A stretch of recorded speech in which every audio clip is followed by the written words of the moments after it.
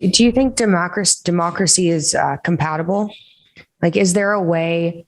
Oh, so I was in Dubai last year, and Dubai's gotten, at least from my perspective, just having gotten there, has gotten a lot less strict than it was. And you can go to some areas and you can see, oh, this is much more. I don't know if conservative is the right word to use, but it's just much different. And then there are areas where it's like, oh no, this is where tourists are, and now it's allowed to be more liberal. Do you think there's a way for Islam to adapt to the modern world?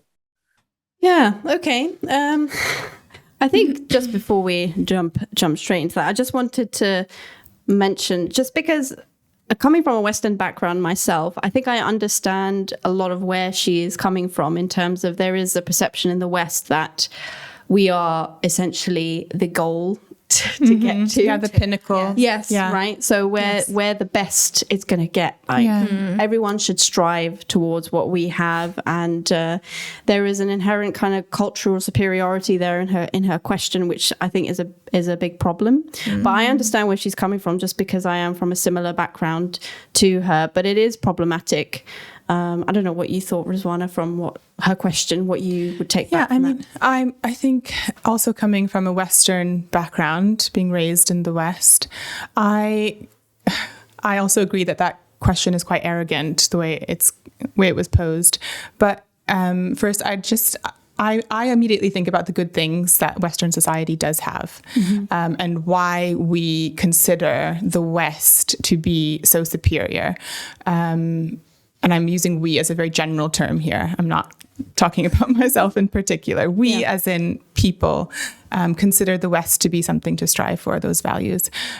So we can look at the values of justice, for example, the justice system, freedom of conscience, being able to practice our religion freely. These are all things that are good things, but women's are also rights as well. Women's rights. Yeah. And when we look at these good things, we can see that they're actually can be traced back to Islam. So that's really interesting that we are holding these up on a pedestal now and saying, that this is what we should strive for, but Islam has already put them in place as something to strive for 1400 years ago and to keep in place. But then at the same time, we look at the society now, our Western society, and we see so many problems and, a steep decline in morality, in mental health, in, a rise in anxiety and depression. And, that I think that is for anyone who lives now really confronting. Like you can see it in our daily society. So are those also good things? Do we see those same things in other societies that are not westernized? I'm not sure. I don't think so. So we really have to look at it, is Islam compatible with modern society? Obviously, yes, Islam exists in all spheres at the moment. Does it need to be compatible with this sense of uber freedom, this sense of liberation? And is that actually liberating? Those are the questions that were in my mind as I was listening to her. Absolutely. I mean, I don't know what you thought, Nora. And I think, exactly, to be honest, exactly the same thing. The one thing I also was thinking about is the family unit, how much this has been lost in what we call Western or modernization. It's like, do we really need to strive for this? Do we really need to just lose all attachments to our family? Do we lose, it's just, I don't think it's something that we all need to get to. That's the main thing. And I think the way that she's put it forward is that, the places in Dubai, some of them are like conservative, some of them are like tourist places. I was like, yeah, exactly. And I think that's what she meant, like where we can drink alcohol. Yeah. But we don't, living in these kind of society, it doesn't mean that we have to be immersed in the society. It doesn't have to be with it like that. We need to follow everything that the society doing, whether it's bad or good. It's great to have all these positive things in society, but there are so many declining stuff that are happening. There's many things that we really don't want to be following. I wouldn't want my children to do, for example. So it's not actually I don't think the question should be will Islam adapt to the modern world, Islam has so many things that are the key part of the modern world. They have the, as you mentioned, they gave right to women, they gave right to like the yatama, which are the orphans, they gave rights to many people that are in the society way before the like Western world or the modern world gave them. And it's not something that we're striving to be. Yes, we will adapt, we can adapt, we will abide by the rules and the regulations of the country, but it doesn't mean that it's something that we all need to be striving to attain or get to. In certain aspects. Yes. Yeah. I mean, I think, I mean, I definitely hear, you know, a lot of what you guys are saying. I wonder actually, Noor, because in terms of your background, because you were born in Syria and you grew up in Syria for a period of time before the war. So what's your experience comparing, like, obviously it's mostly a majority Muslim country there. How has it been transitioning or seeing the difference in life, like from there coming to the West and seeing the differences there? Have you personally felt it's been really, really difficult? No. Like how have you found it essentially in terms of your journey? I think, to be honest, because of my journey, I actually had a stop in Ghana first. Oh, so yes, that right, made things slightly easier in terms of being exposed to different culture, seeing what like other people do, and I think that's like broadened my whole horizon. So I knew. I think it's not actually how the society was to me. It really depends on the individual and how they specifically can adapt to the society and be accepting of specific culture. I was very happy to be living here. And I think in terms of Islam, I didn't feel that anything was actually telling me like, don't behave, like don't practice Islam, for example, because I'm here. And it doesn't mean that if I'm in Islam, I can't work. For example, if I'm a Muslim, I can't work in a certain way in a certain areas. You didn't have barriers. No, I didn't have barriers. And I think that's something obviously to just be grateful about in the modern world and this like society where you can get these kind of things where so I think sometimes you might not have thought like like in France, for example, how the hijab ban has happened. It's banned, And I'm grateful that I'm here in the UK, that I'm not actually, because I think it would have been completely different if there was some certain restrictions for me to practice Islam. Yeah.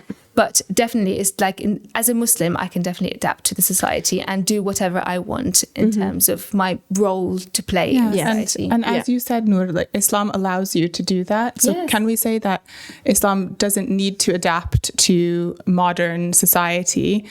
As I said, because it already exists, and then because the framework for Islam is adaptable for any society and any age.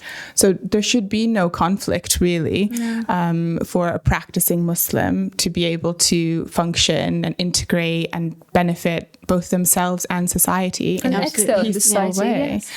So that is, the question is flawed itself, you know? That's what I took from it. And I think, I mean, from the perspective within this society, just as maybe a final point, is that one of the main things that unfortunately Western culture, Western society, you know, me being coming from Europe, a big sadness in a way is that we've lost so much of spirituality and our connection with God in Europe and in the British Isles here, where I was born myself as well and I was raised, and we've lost so much of that, and it's from that loss where spirituality really does try and tie your connection to people and your connection to your family, and it tries to prioritize your kind of actions in your life towards what's actually important. And unfortunately, because we've lost that, a lot of that in Europe and in Britain and in the West in general, people have lost their way and they're kind of grappling as to what actually is important. They're seeking God, but in different things. So they're seeking God in alcohol. They're seeking God in their in their private lives, like trying to get that best job in their career. They're always, in a way, they are seeking God. They're seeking peace. They're seeking that satisfaction, which they won't find in those things. They've formed their, instead of, in thinking that they're going away from religion, they are putting other things in the place of religion. And that's actually the path that they've decided. So in a way, as you said, Anne-Marie, their religion is materialism. Their religion is alcohol and, you know, Which they won't find happiness and in those things really in the end. Sorry. And meditation as well. I think bringing meditation now and the importance of meditation is just brings us of how important actually having that connection with your inner soul and also spirituality, which like praying is definitely the most essence of that kind of. We've fallen away from actually those things that are important to us as family and relationships. And I think there are certain people in social media like Jordan Peterson and other speakers actually now that do talk to this a lot more when they say we've lost our way, and actually the important things for us that we should prioritize are actually our relationships. And he talks a lot about the fact that women have prioritized their careers a lot without considering the family, and then when they actually want to have children, often a lot of them it's too late for them because we are a little bit on a sort of biological ticking point, so we have to prioritize those things that we want to continue and to sustain us later in life as well. And unfortunately we kind of caught off guard in a way where we kind of keep our heads down trying to get to the next goal, where spirituality would have always reminded us actually these are what's important. You can do those things as well. You can get a job, you can get career, material things if you want, but actually if you only focus on that, you will lose your way. And I feel like that's what's happened. We are at a point where modern society actually needs to adapt itself to recover some of these lost values and go back towards these core Islamic teachings that are going to provide a more peaceful and harmonious society. And reevaluate the concept and the importance of things. Absolutely. So I think that was a good discussion, and hopefully we've managed to talk a lot about some of those points that Mikhaila raised, and also specifically what Ayaan Hirsi Ali had also raised in her interview. I think I wish she had a female. A female opposing view. Well, she was the opposing view, but like the proponent in a way, like the one who was supporting Islam in a way, because Muhammad Hijab is, I get why she picked him, because he's well known in the Muslim community as being a Muslim speaker. But at the end of the day, it would have been more effective, I think, having an effective Muslim speaker talk to those points, female, especially when she's discussing a lot of female issues. Exactly. But anyway. So I think we'll leave it there. Thank you very much for joining us. And I hope we'll see you next time when we'll be discussing various issues on this channel. I hope you enjoyed it. If you like the content, please hit the like button, subscribe, and hit that notification bell so you can hear when we put up a next video on the channel. We'll see you next time. Peace be upon you.